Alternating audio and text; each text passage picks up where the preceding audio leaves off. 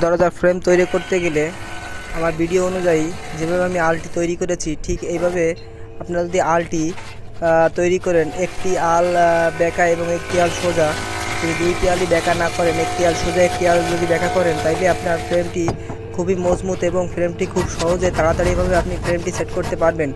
এবং ফ্রেমটি আপনি ভিডিও যেভাবে দেখানো হয়েছে এভাবে যদি করে থাকেন তাহলে আপনার ফ্রেমটি তৈরি করতে খুবই সহজ হবে। আর এই পদ্ধতিটি আমি আমার বাবার কাছ থেকে শিখেছি, যা আপনাদের ভিডিওতে তুলে ধরলাম। এই অনুযায়ী আমরা দরজার ফ্রেম তৈরি করে থাকি এবং আমাদের খুবই তাড়াতাড়ি এবং সহজভাবে আমরা দরজার ফ্রেমটি তৈরি করতে পারি।